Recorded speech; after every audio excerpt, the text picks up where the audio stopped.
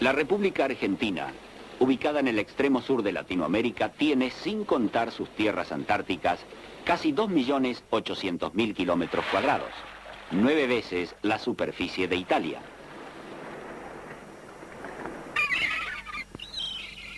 Solo tiene 25 millones de habitantes, la mitad que Francia, un país 5 veces más pequeño. La mayoría desciende de europeos, principalmente hijos y nietos de italianos y españoles. La mitad de su población no supera los 25 años. Tiene los 4 climas, como muchos otros países, pero como pocos, posee una pampa dilatada y rica, un mar de pastos naturales donde el ganado se cría solo, campo afuera, sin necesidad de galpones ni techos. Solo 1 de 4 argentinos vive en el campo, pero allí se crían 50 millones de vacunos y otros 50 de lanares. Sus cosechas de trigo y maíz figuran entre las más importantes del mundo. Exporta fundamentalmente carnes y cereales, y ahora también productos industriales.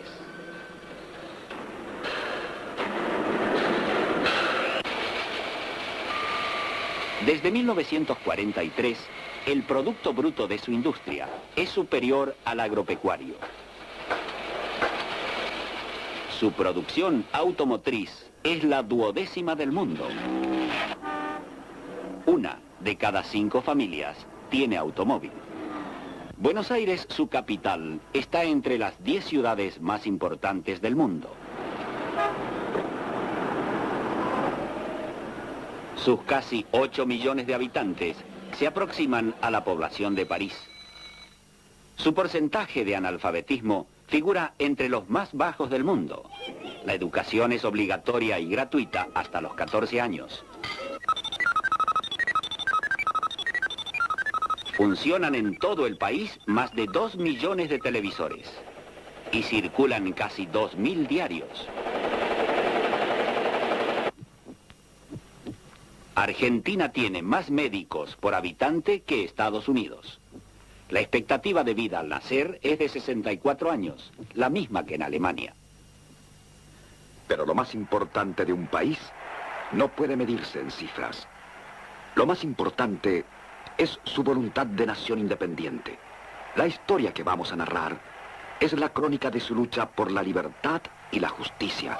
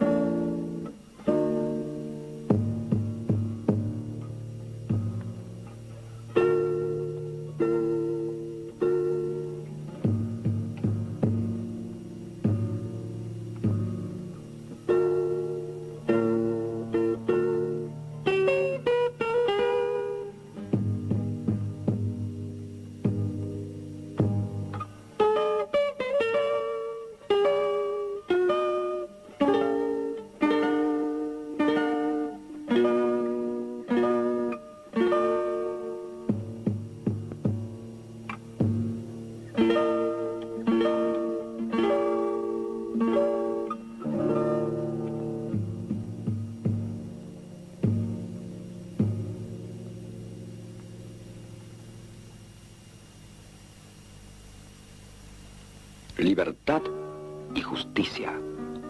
Paz y pan. Para los pobres del mundo, América es eso. Libertad y justicia. Argentina es paz y pan. De todo el mundo vienen a buscarlas.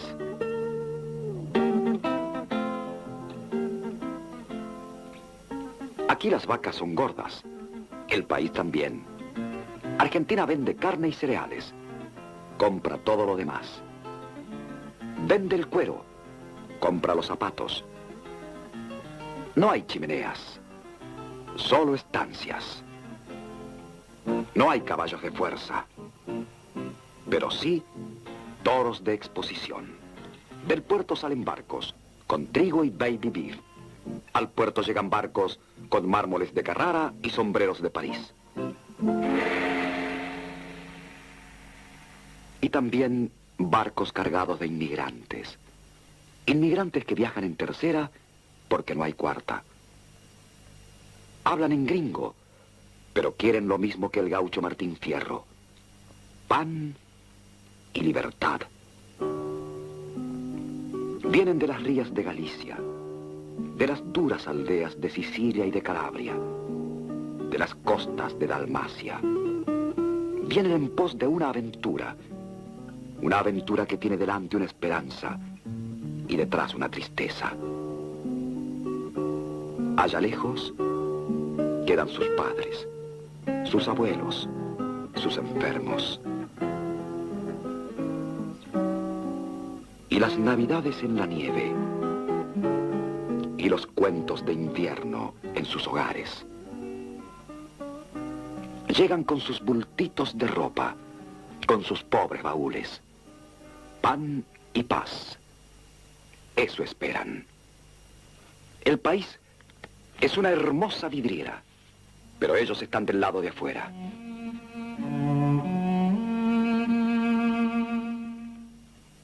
Para los que están del lado de adentro, es la Belle Époque, así en francés.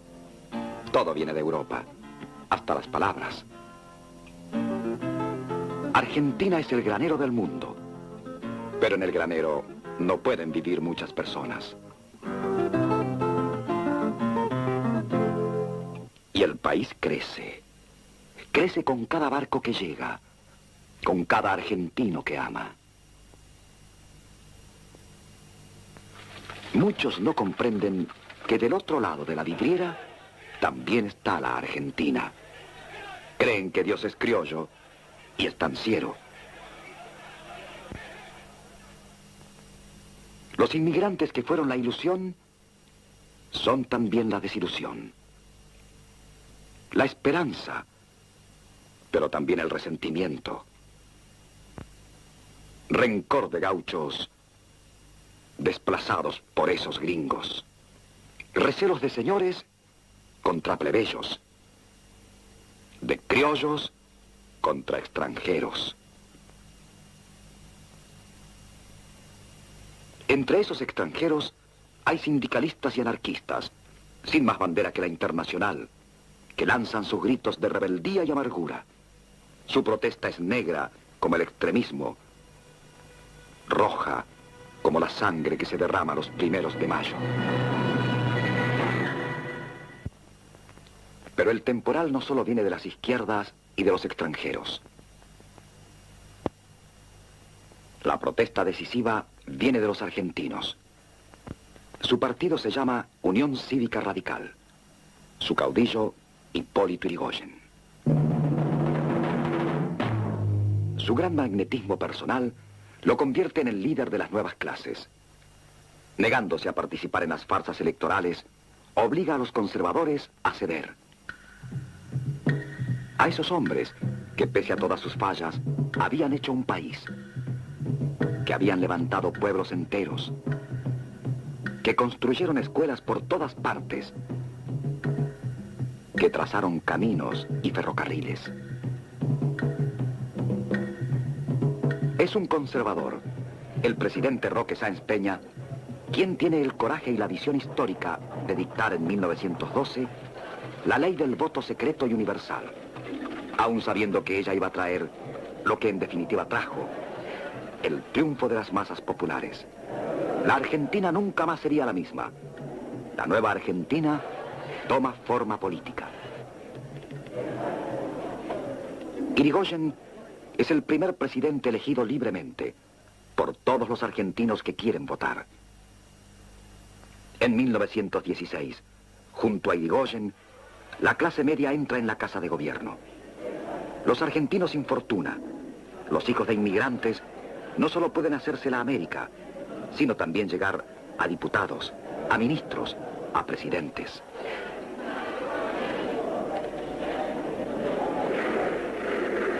La Primera Guerra Mundial favorece la industrialización argentina. Los barcos salen cargados para Europa, pero vuelven vacíos. La Belle Époque es muerta por un obús. No hay donde comprar nada. Hay que hacerlo todo. Irigoyen decreta la jornada de 8 horas. La jubilación de los ferroviarios y otros gremios. Reprime los abusos en los alquileres. Es mucho, pero no suficiente. En Argentina, como en muchos otros países, repercuten los ecos de la Revolución Rusa, agitando el ambiente social.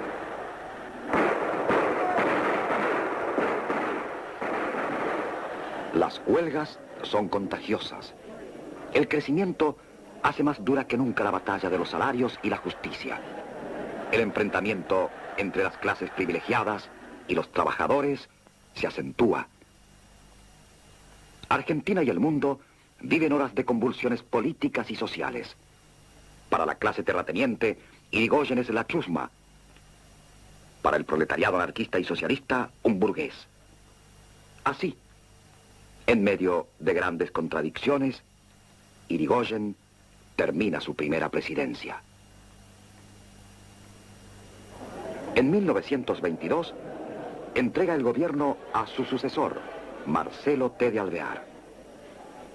Encumbrado por el mismo partido, la Unión Cívica Radical, Alvear gobierna durante un periodo de gran bonanza económica. El mundo, cicatrizadas ya las heridas de la Primera Guerra, entra en una era de gran prosperidad. El derroche y la euforia tiñen toda la época que se conocerá luego como los años locos.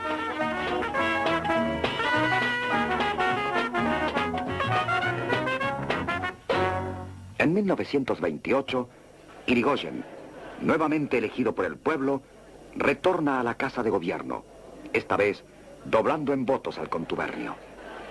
Al año siguiente, la crisis mundial pone al desnudo las fallas del sistema que creara tanta riqueza y confianza. Argentina sufre las consecuencias. Sus carnes y granos no encuentran comprador. Argentina forma parte de las naciones débiles, las productoras de materias primas. Todavía no se llaman subdesarrolladas.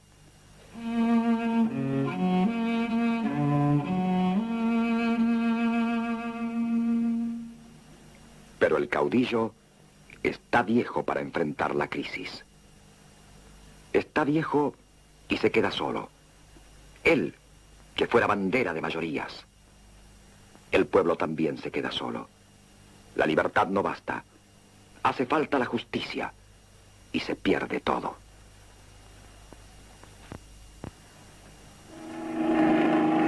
Y así llega la hora de la espada. Algunos civiles reclaman la intervención militar.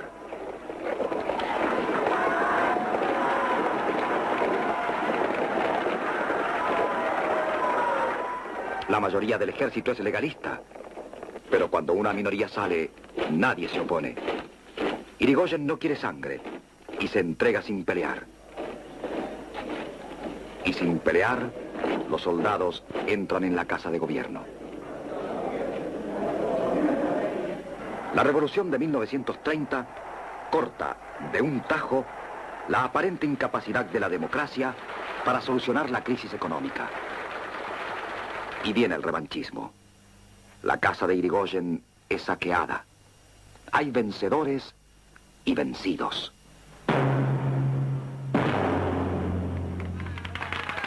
El jefe revolucionario, general Uriburu, no sospecha que a sus espaldas se prepara algo muy distinto de lo que él y muchos militares habían planeado.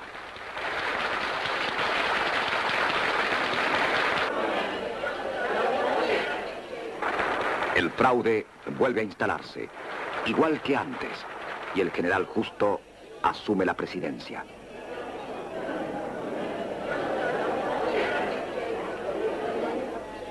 Pero el fraude ya no engaña a nadie.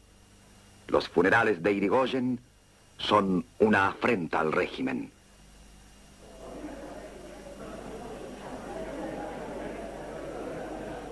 El dolor del pueblo, el silencio de miles de hombres y mujeres en las calles de Buenos Aires, el luto de millones de argentinos a lo largo de todo el país, se simboliza en la actitud de la multitud, que arrebata de la carroza fúnebre el féretro de Irigoyen y lo lleva en hombros, atravesando la ciudad hasta su sepultura. Los pañuelos blancos que se agitan como despidiendo al amigo muestran que con él muere un auténtico líder, un criollo que supo comprender lo que habían venido a buscar aquellos hombres y mujeres de los barcos de la esperanza. Los viejos esquemas vuelven, y las galeras también. Vuelven los esquemas que hicieron la grandeza agrícola y ganadera del país, pero que no entienden las nuevas exigencias de la hora. Otra vez se vuelve a depender del imperio inglés. Otra vez Argentina es la granja, Inglaterra la fábrica. En el Parlamento británico se dice que Argentina es la perla de la corona.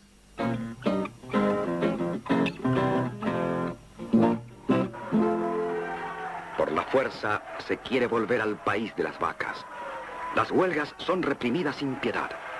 La desocupación permite mantener los salarios bajos y ahogar las protestas con el hambre. Las ollas populares son el resultado.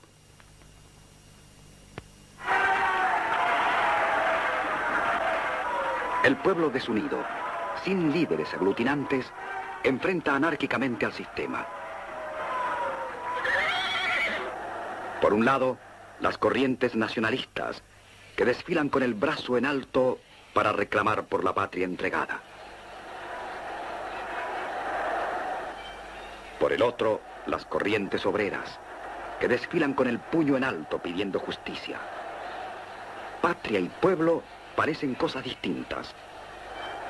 El gobierno alienta a esta inútil división.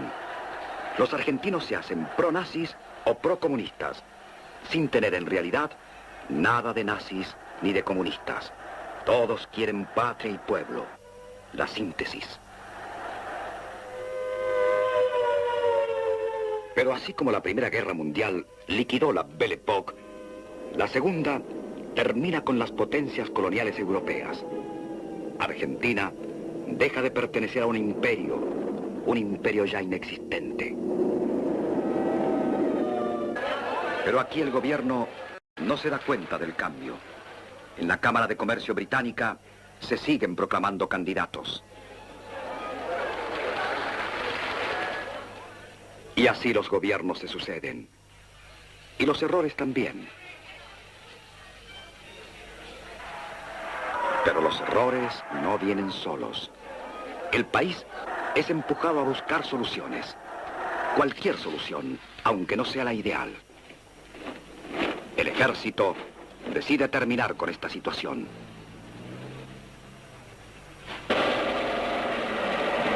Los revolucionarios, al revés que en 1930, son mayoría.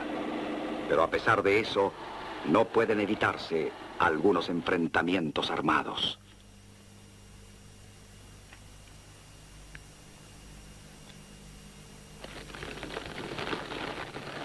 La violencia no es solo de militares.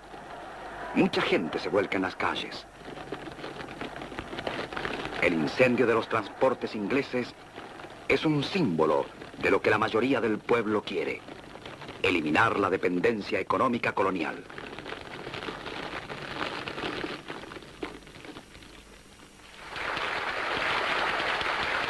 La del 4 de junio de 1943 es una revolución popular. El ejército busca reencontrarse con el pueblo. Los soldados son aclamados como libertadores.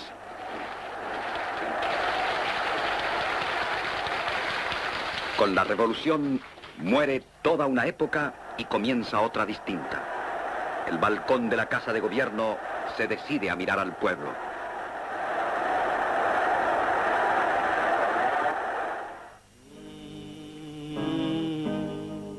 Poco después, una catástrofe sacude al país. La tierra tiembla y una ciudad, San Juan, queda destruida.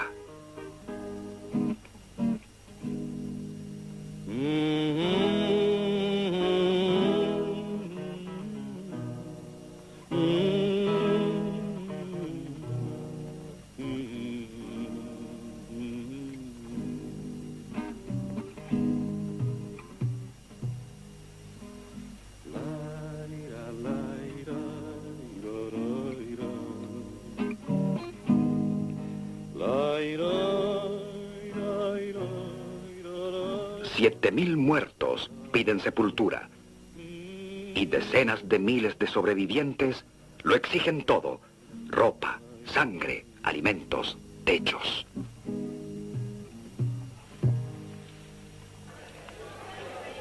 Hay que actuar y rápido. San Juan es una consigna de solidaridad. El pueblo entero se moviliza en su ayuda. Y un nombre empieza a hacerse popular: el del hombre que dirige la colecta para reconstruir San Juan. Juan Domingo Perón. Coronel de infantería, 47 años, viudo, sin hijos, ex agregado militar en la Italia de Mussolini, estudioso de la historia y la conducción de hombres. Se convierte, de golpe, en político de palabra convincente y sonrisa contagiosa. Su ascenso es fulminante. De un plano secundario en la revolución, salta a la popularidad. Un solo año le basta para alcanzar todas las jerarquías, menos una.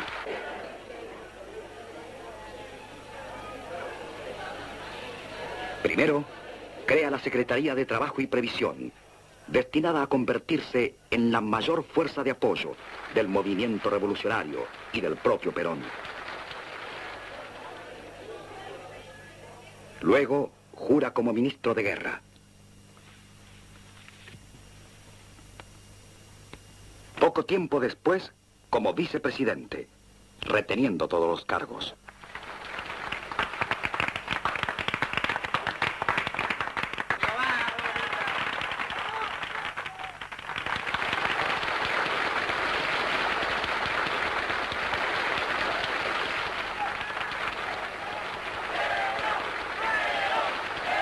Su figura cobra una importancia política cada vez mayor.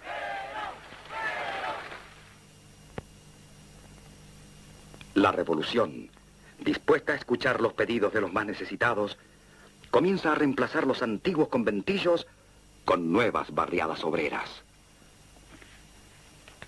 Pero allí no para, también va al interior. Por primera vez, parece que el país no termina en Buenos Aires.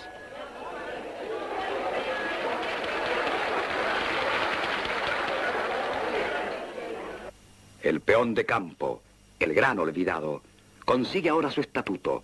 Es un ser humano, no un paria. Mientras tanto, y debido a la guerra, el país se industrializa rápidamente. Llegados en su mayoría del interior, los obreros crean, con su necesidad de vivienda, ese enorme cordón que bordea la capital llamado el Gran Buenos Aires. Pero Argentina está dividida, hasta por su posición frente a la guerra mundial. Los festejos por la liberación de París sirven a muchos para expresar la oposición a un gobierno neutral hasta último momento.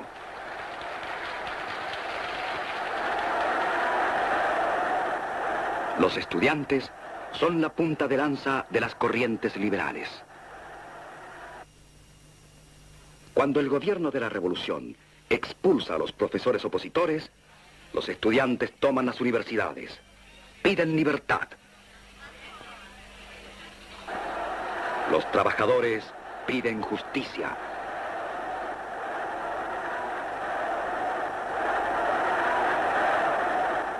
Una vez más, parece que estos dos grandes principios fuesen inconciliables.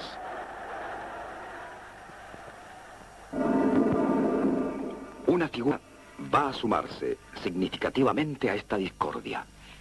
El embajador Braden de los Estados Unidos se convierte en Argentina en bandera de la oposición. Perón recoge el desafío. Su propuesta, seguro del rechazo nacionalista a toda sospecha de imposición extranjera, es Braden o Perón. Como respuesta, la oposición organiza la Marcha de la Libertad, en la que desfilan casi 1 millón de personas. Cantan la Marsellesa como símbolo contra lo que llaman dictadura. Los dirigentes opositores marchan codo a codo. Es el paseo inaugural de la Unión Democrática. Políticos de distintos partidos tienen algo en común: el rechazo a Perón. El liberal exige que el gobierno pase a la Corte Suprema. Perón es enviado prisionero a la isla de Martín García, como antes Irigoyen. Pero su prisión dura poco. Así como los llamados cabecitas negras.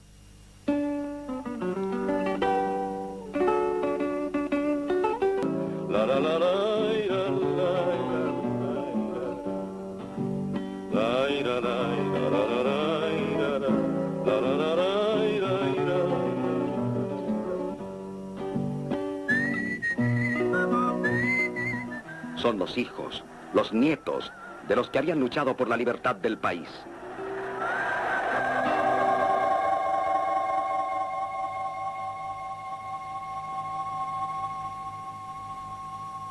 La montaña alimenta mi voz, como el río que corre hacia el mar.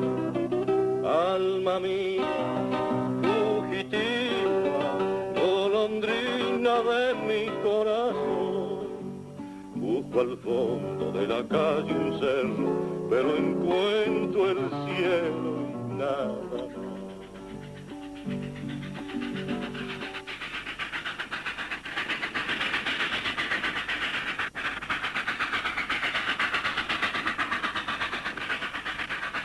Son los que han venido desde el fondo de sus provincias pobres para convertirse en peones industriales de la gran ciudad. Nostalgiosa llevo el alma por las calles de la ciudad. Junto a campo mi silbido largo, suspirando samba. Con sus ataditos de ropa, con sus chiquilines y sus mujeres, habían venido también buscando libertad y justicia. Ese día, 17 de octubre de 1945, llegan a Plaza de Mayo, por centenares de miles, para pedir por el hombre que les había hecho sentir por primera vez que ellos también eran parte del país. Pero también la oposición cantaba el himno, tal como en esta manifestación realizada en esos días en la Plaza del Congreso. Poco a poco, el tiempo de la revolución va terminando. Las Fuerzas Armadas, decididas a entregar el gobierno a quien el pueblo elija, convocan elecciones.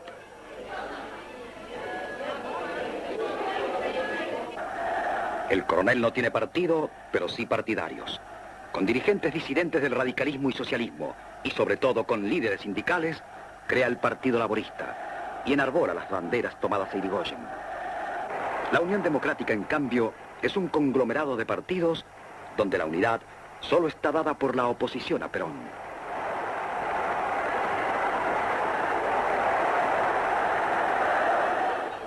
La derecha, el centro y la izquierda hablan el mismo lenguaje.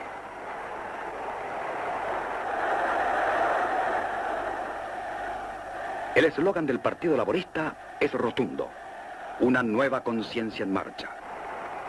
La libertad es el símbolo de la oposición,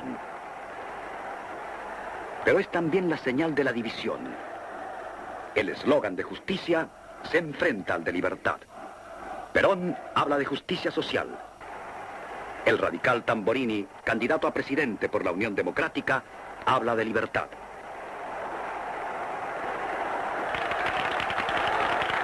La composición social de los bandos en pugna es aparentemente distinta, pero también hay obreros en la Unión Democrática, junto a estudiantes y amplios sectores de la clase media. Es un enfrentamiento falso, pero Argentina parece partida en dos mitades que hablan sin oírse. Los trabajadores reciben del gobierno una ayuda inesperada, o simplemente justa: el aguinaldo, el sueldo número 13. Los patrones rechazan la nueva conquista social y bajan las persianas en señal de protesta. Nuevamente, una parte de la Argentina enfrenta a la otra. Ese enfrentamiento va a agudizarse más y más durante la campaña electoral, la más disputada que conoció el país.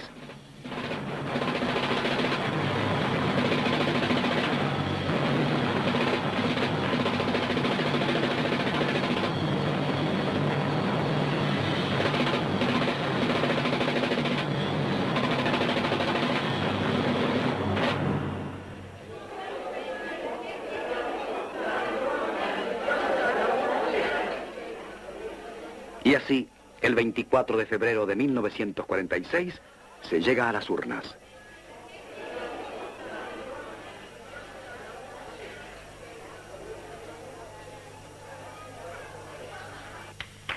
Las elecciones dan su veredicto. El pueblo elige a Perón.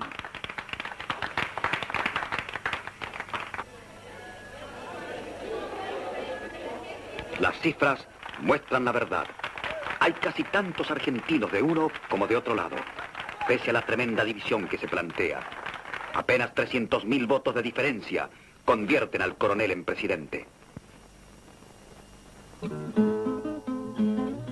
Los vencedores ponen en primer plano a uno de los principales protagonistas del triunfo: María Eva Duarte, 24 años, actriz de cine y radioteatro, segunda esposa de un hombre que la dobla en edad. María Eva Duarte de Perón, duramente atacada por la oposición, ahora sonríe abiertamente. Una vez incorporada la savia vivificante del pueblo, las armas de nuestro ejército vuelven a los cuarteles con la gloria de haber contribuido a implantar la justicia social, establecido las bases de la recuperación nacional que todos anhelamos, afirmado el intangible principio de nuestra soberanía y restablecido definitivamente el pleno ejercicio de la libertad para cuantos sientan el honor de habitar suelo argentino. Las primeras palabras de Perón, presidente, hablan de justicia social y también de libertad. Mientras medio país que no cree en ellas se encierra en sus casas, la otra mitad vuelca en las calles su alegría.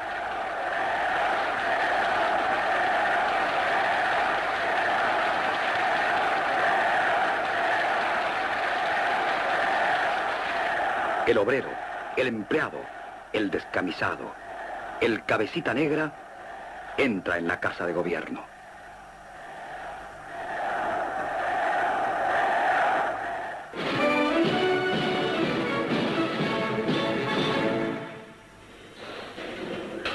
El país tiene los medios materiales para la gran tarea. La demanda de sus productos agropecuarios durante la Segunda Guerra Mundial le han dejado enormes reservas en oro y divisas. Además, su naciente industria toma nuevo impulso. Hay dos maneras de cambiar el país. Una, atacando las causas, creando la industria pesada, tecnificando el campo, abriendo caminos, desarrollando las fuentes de energía. Otra, actuando sobre los efectos, construyendo barrios para reemplazar los conventillos en que se hacinan los obreros en las ciudades y las chozas en que se amontonan los peones del campo.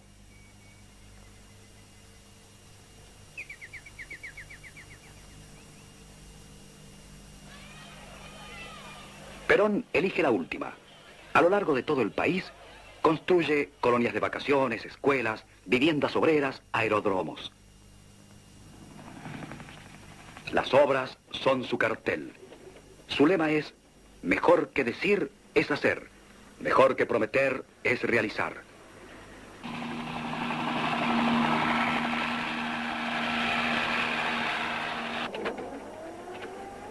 El primer plan quinquenal obra 18 millones de pesos, con el dólar a 4 pesos.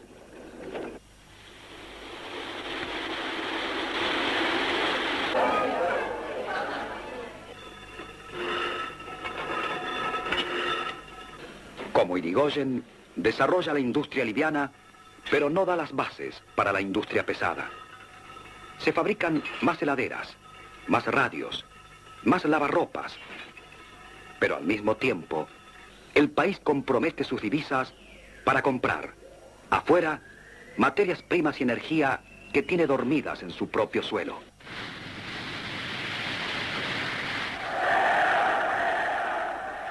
El trabajador se siente ahora protagonista de su país.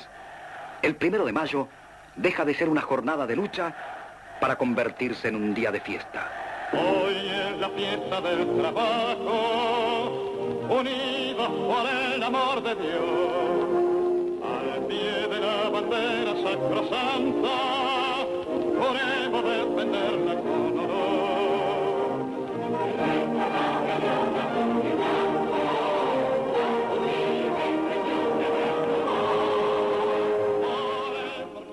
Los trabajadores, que durante años solo tuvieron obligaciones, ahora ven desfilar sus derechos.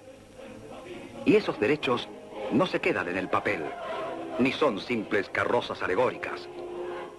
El gobierno hace cumplir la legislación social y amplía la protección a sectores antes totalmente desposeídos. El Estado toma decididamente partido por los más débiles. Hacia el sol, cumpliendo los deberes argentinos, vendemos los derechos y el amor.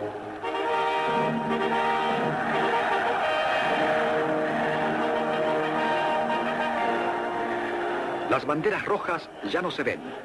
Las tapa una luz de banderas argentinas.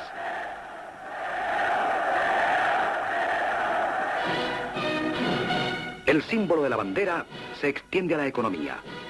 Todo se nacionaliza siguiendo el camino iniciado por la Revolución del 43, al nacionalizar los depósitos del Banco Central y la compañía de gas.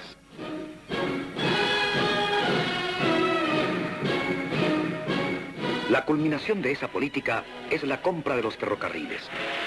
Muchos creen que es un acto imprescindible de soberanía. Otros, que es el peor negocio que puede hacer el país al gastar dinero en algo que ya tiene. Muchos piensan que así como los ingleses habían trazado las vías para una estructura colonial, los argentinos las modificarían para que sirvan a la integración económica del país.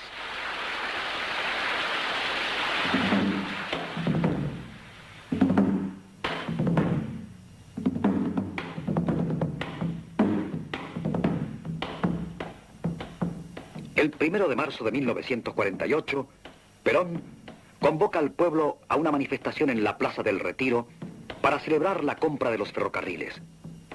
Operado de urgencia de apendicitis por la mañana, no puede estar presente en el acto. A pesar de ello, el pueblo esa noche oye su voz grabada. Buenas noches a todos. Yo lo pido solamente que festejen esto que nos ha costado mucho y que estén esta noche muy alegres y muy felices. Hasta pronto.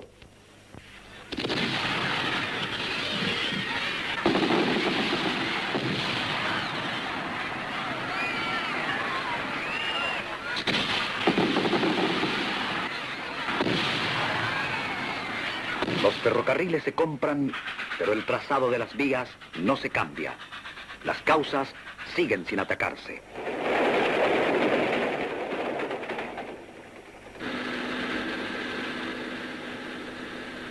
Perón aumenta los salarios reales de los trabajadores en un 30%, pero como las causas no son atacadas, con el tiempo, la carestía de la vida se iba a devorar esa mejora. Para mantener el nivel de salarios, nuevamente se actúa sobre los efectos y con medidas policiales de control de precios se busca frenar la inflación.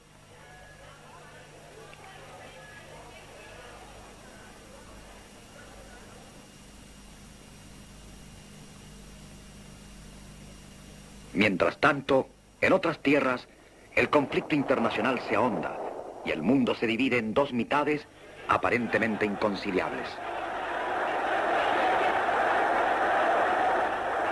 El tercer mundo no estaba inventado cuando, desde Buenos Aires, se propone una tercera posición.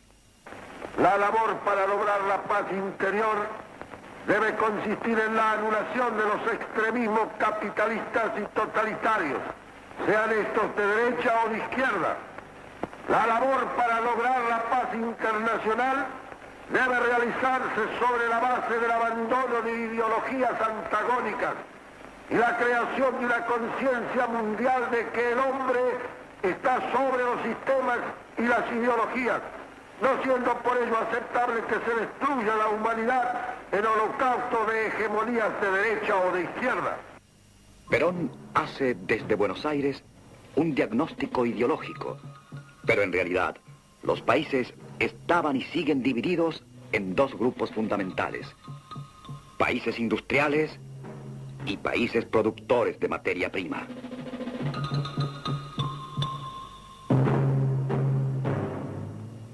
Países ricos y países pobres.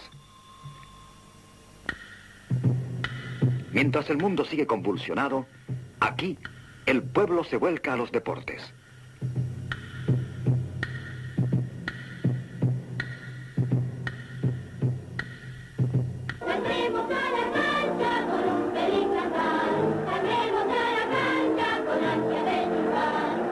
El deporte ha sido en todas las épocas una pasión argentina, pero nunca como durante el peronismo fue alentado de manera tan absoluta. La dedicatoria de triunfos se convierte en una manía obsesiva. También los éxitos deportivos son carteles. En estos años, el feminismo alcanza su apogeo en todo el mundo. La Argentina no es una excepción. Sus mujeres exigen igualdad de derechos cívicos. El gobierno se los concede.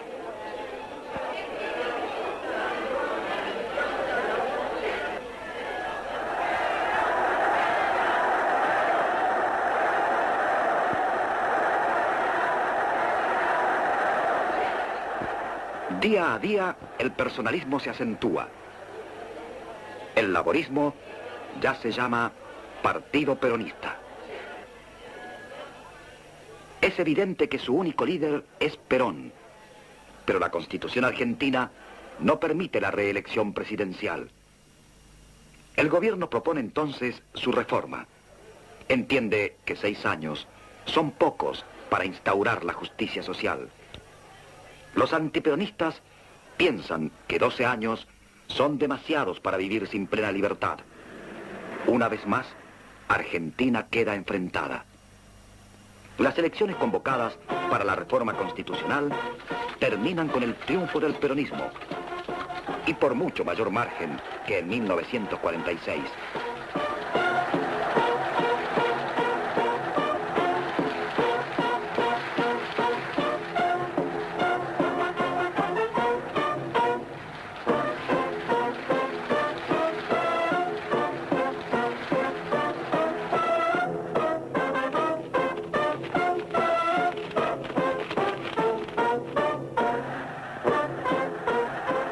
Perón alcanza su apogeo.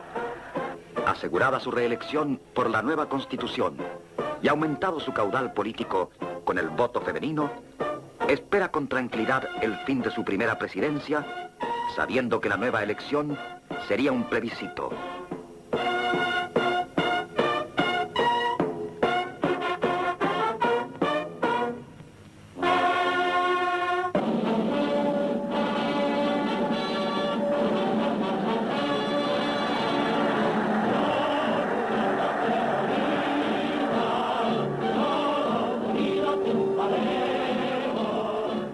Así sucede. El 11 de noviembre de 1951 gana en todas partes. En la capital federal, donde pierde el padrón masculino, las mujeres permiten su triunfo.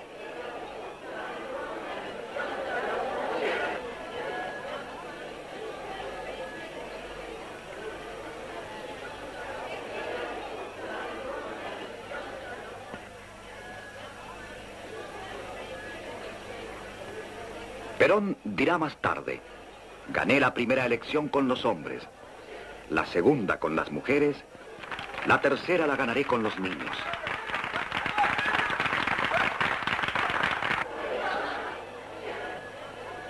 Más de 2 millones de votos de ventaja son mayoría abrumadora. Un signo: el candidato a vicepresidente es Hortensio Quijano, pero en las boletas oficialistas está, al lado del retrato de Perón, el de Eva Perón. Ese retrato ya había comenzado a ser el emblema de la veneración de medio país, pero también uno de los símbolos de su división.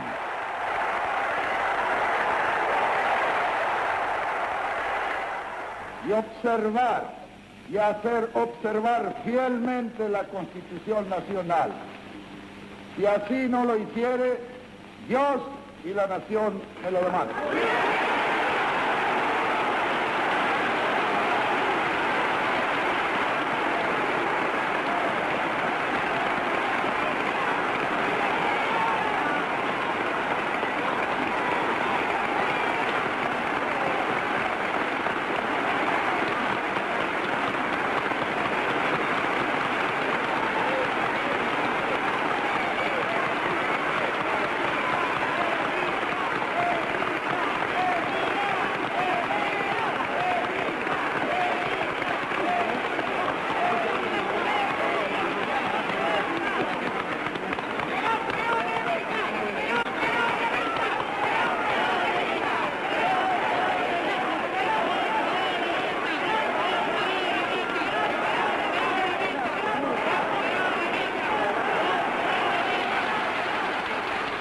El apogeo de Perón coincide con el de su mujer. La historia los había reunido 8 años antes, cuando el terremoto de San Juan. De su encuentro, Eva dijo después: en aquel momento sentí que su grito y su camino eran mi propio grito y mi propio camino. Me puse a su lado. Por muy lejos que haya que ir en el sacrificio, no dejaré de estar a su lado hasta desfallecer.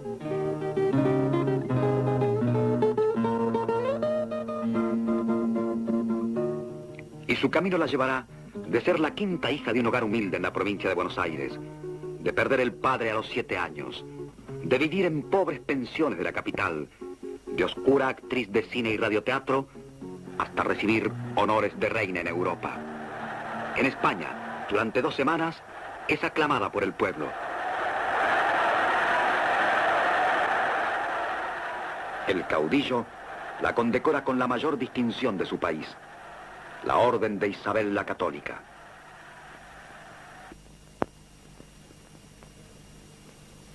En Italia es recibida por el primer ministro De Gasperi y también por el Papa Pío XII en audiencia privada. En Francia recibe similares honores del primer ministro Georges Bidault. Cancela el viaje a Inglaterra porque dice que los reyes tienen demasiadas pretensiones.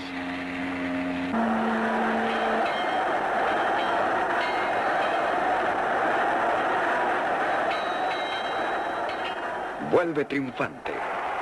Se fue como la mujer del presidente. a su regreso, era María Eva Duarte de Perón. Así se puede leer en los primeros carteles que dan forma a un nuevo estilo de beneficencia pública.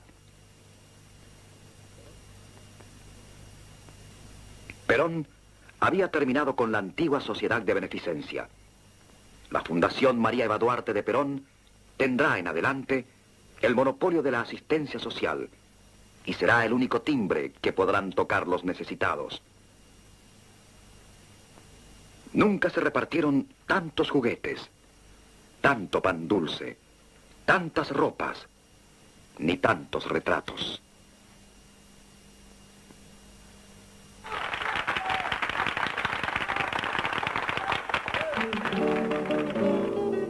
María Eva Duarte de Perón, para sus descamisados, es Evita, una compañera, alguien igual a ellos, que había llegado a la gloria.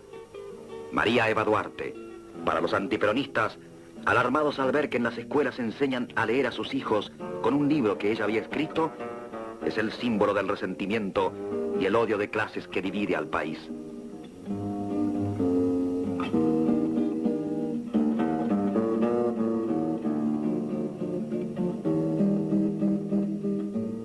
María Eva Duarte de Perón es Evita para quienes por primera vez reciben algo de un Estado que nunca les había dado nada.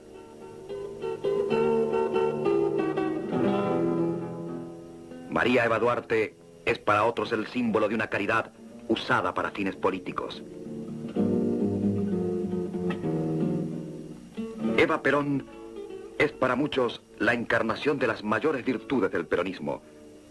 Para muchos otros, la síntesis de sus peores defectos.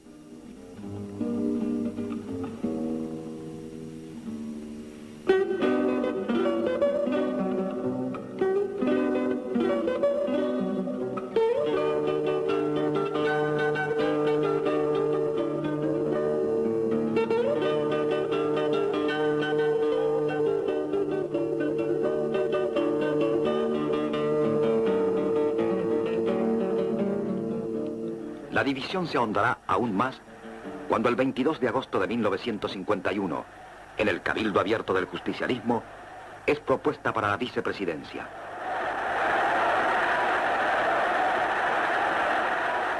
Eva Perón alcanza el mayor poder político que tuvo mujer alguna en la historia argentina y con muy pocos paralelos en el mundo.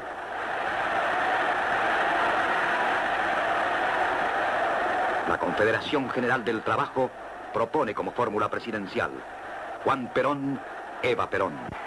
Pero las presiones contra su candidatura son muy fuertes.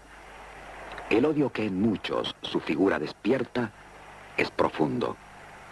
Ella, en sus discursos, constantemente echa leña en la hoguera. Y saben que la oligarquía, que los mediocres, que los vendepatrias todavía no están derrotados, que de sus guaridas asquerosas atentan contra el pueblo y contra la nacionalidad.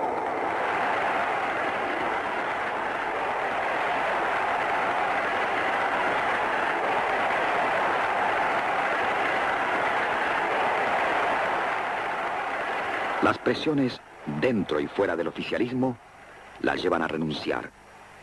El día 30 dice por radio: Compañeros, quiero comunicar al pueblo argentino mi decisión irrevocable y definitiva de renunciar al honor con que los trabajadores y el pueblo de mi patria quisieron honrarme en el histórico Cabildo Abierto del 22 de agosto. Ya en aquella misma tarde maravillosa, que nunca olvidarán ni mis ojos ni mi corazón, yo advertí que no debía cambiar mi puesto de lucha en el movimiento peronista por ningún otro puesto. Pocos días después, la celebración ya casi rutinaria del 17 de octubre se transforma en una imponente manifestación en su homenaje, mientras que un rumor, el de su enfermedad, va creciendo.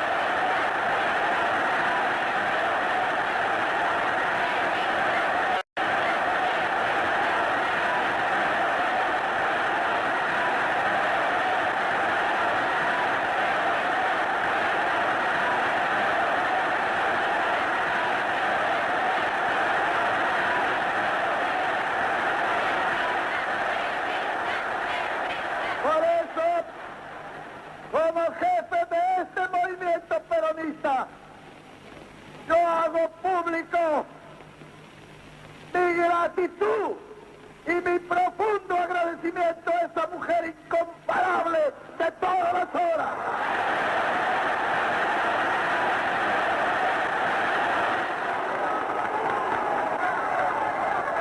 Yo no quiero nada para mí. Mi gloria es y será siempre el escudo de Perón y la bandera de mi pueblo.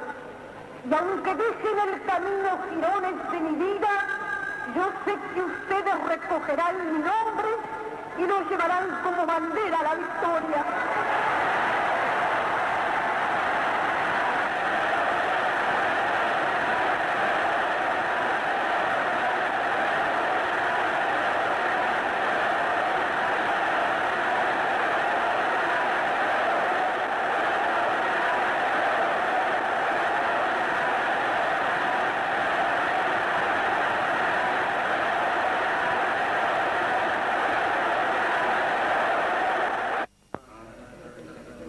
Al poco tiempo, su enfermedad no puede ser más ocultada. Desde el hospital donde está internada, dice por radio: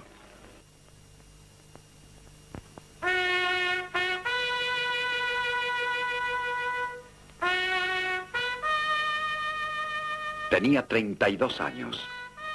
Había dicho: el amor no es, según la lección que yo aprendí, ni sentimentalería romántica, ni pretexto literario. El amor es darse, es dar la propia vida.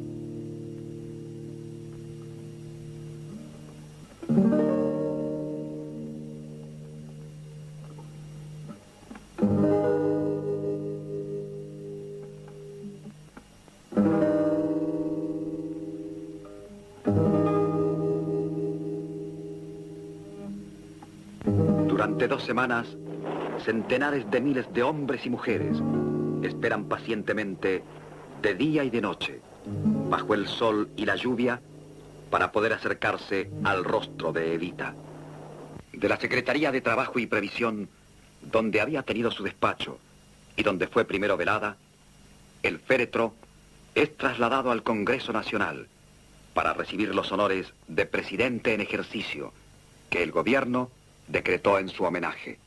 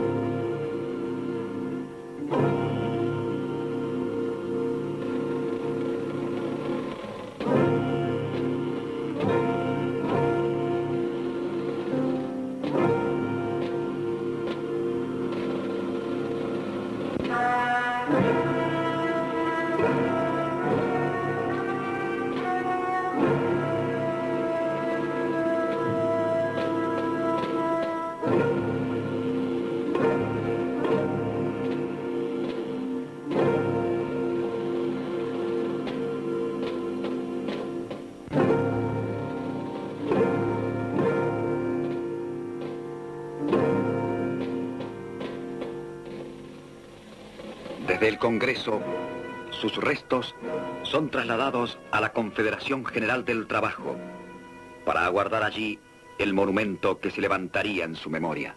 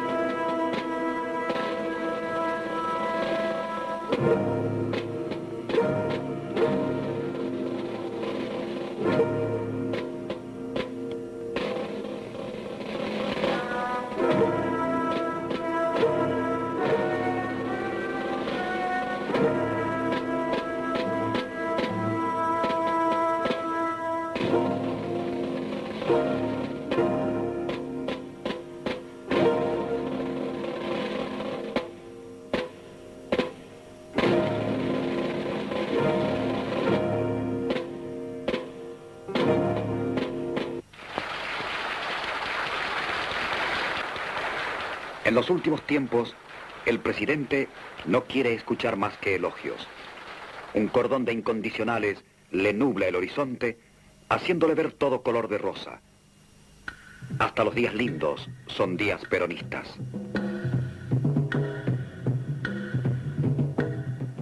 Faltan avenidas para cambiarles el nombre, y hasta las provincias y capitales de provincia se llaman Presidente Perón y Eva Perón. Lo mismo que estaciones, hospitales, escuelas, gasoductos. El país sufre un monólogo.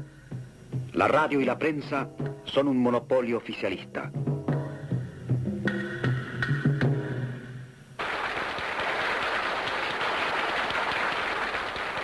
Es una sucesión interminable de actos, homenajes, discursos, estatuas.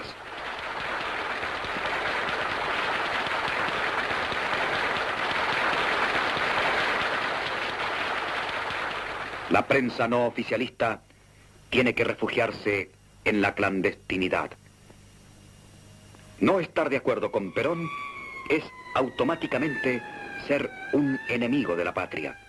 Para muchos esto es inaguantable. Para algunos hasta el terrorismo se justifica.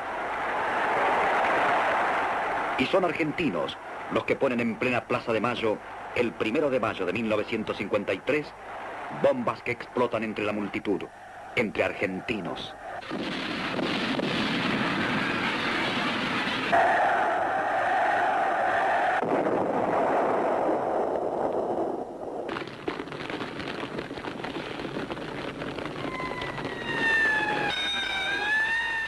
El odio desencadena más odio. Ese mismo día son quemados el Jockey Club y las sedes de los partidos políticos opositores. Un 1 de mayo vuelve a convertirse en drama. Un 1 de mayo los argentinos dejan de ser argentinos para convertirse irreconciliablemente en peronistas y antiperonistas. El propio presidente de los argentinos había dicho: para un peronista no hay nada mejor que otro peronista. En realidad, el enfrentamiento ya había empezado a manifestarse violentamente tiempo antes, el 28 de septiembre de 1951. El golpe militar que debía estallar ese día fue sofocado. Perón, en el acto con que se festeja la derrota del movimiento revolucionario, no comprende la importancia del mismo, pues este, pese a fracasar, sembró una semilla de división entre las Fuerzas Armadas. Compañeros, nosotros, los soldados, sabemos que nuestro oficio es uno solo: morir por nuestro honor. Y el militar que no sabe morir por su honor no es digno de ser militar ni de ser ciudadano argentino.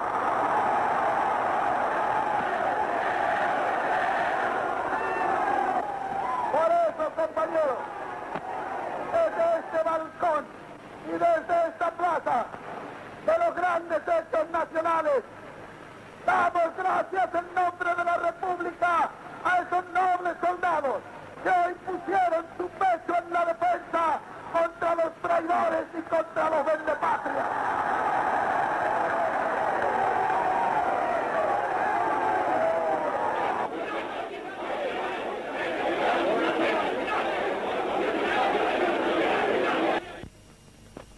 En busca de otra salida, Perón ofrece su renuncia, pero el aparato oficialista que lo sostiene organiza una nueva manifestación para que deponga su actitud.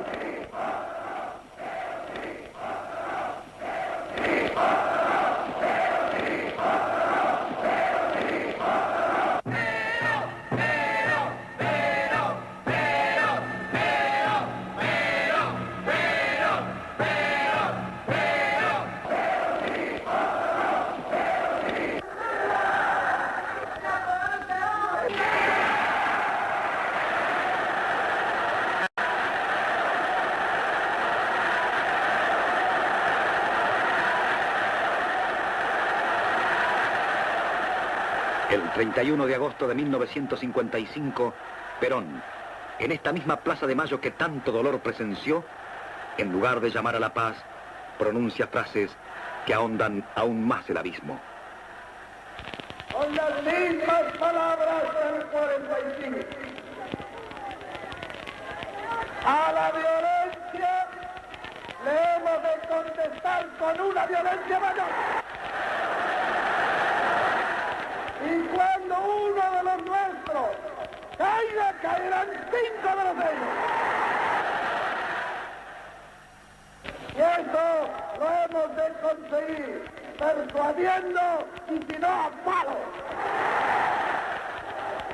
Veremos si con esta demostración nuestros adversarios y nuestros enemigos comprenden. Si no lo hacen, ¡pobre de ellos!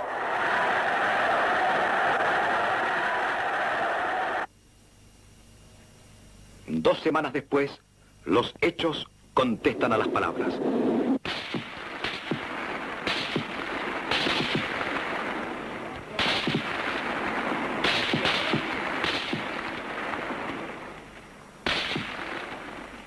Tropas del ejército y la aeronáutica se sublevan en el centro del país, en la provincia de Córdoba. A ellos se suman grupos civiles y unidades militares de otras provincias. Buenos Aires, lejana de los focos de lucha, parece, sin embargo, una ciudad ocupada. Su población vive pendiente de los comunicados radiales de ambos bandos. Base naval de Puerto Belgrano. Argentinos, hermanada estrechamente con fuerzas del ejército y la aeronáutica, la Marina de Guerra en pleno se ha alzado en armas, desconociendo los hombres que dicen gobernar el país. La escuadra de mar se encuentra fondeada en Puerto Madryn y es totalmente leal a la Constitución. Se informa al país que la flota de mar se halla en pie de guerra. Reina completa tranquilidad en el país, con excepción de los reducidos centros en los que aún resisten los insurrectos. Compútese para Córdoba, Mendoza, para todo el país, para toda América. ¡Viva la libertad!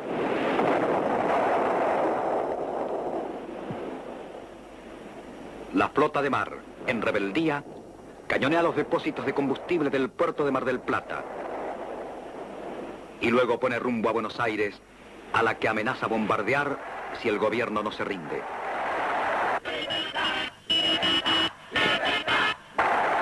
Perón abandona el gobierno y se exilia en Paraguay. Mientras una mitad del pueblo vacía las calles de tristeza, la otra mitad, tantos años callada, las llena de alegría.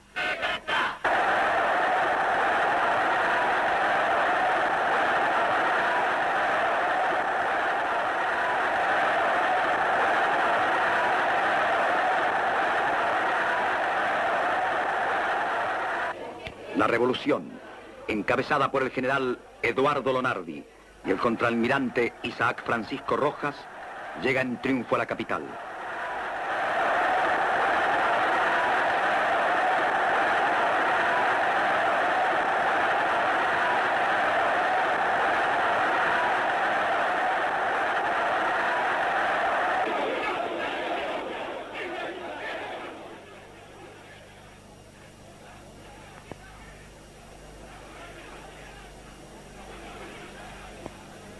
Para la mitad triunfante vuelve la libertad. Pero para algunos, triunfo significa revancha. Junto con los símbolos del régimen caído, se queman frazadas.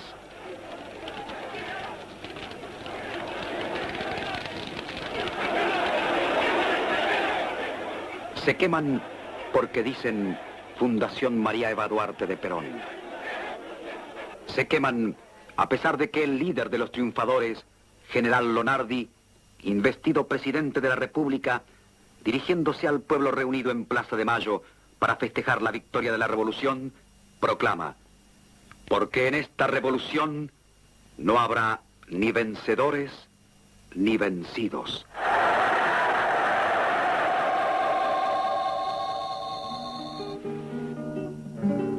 Esta ha sido la historia de un pueblo.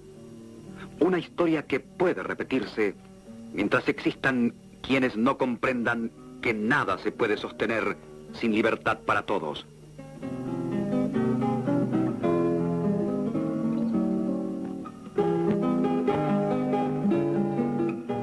Que también puede repetirse mientras existan quienes no comprendan que libertad para morirse de hambre no es libertad. Que la libertad no basta por sí sola, que hace falta también la justicia para todos.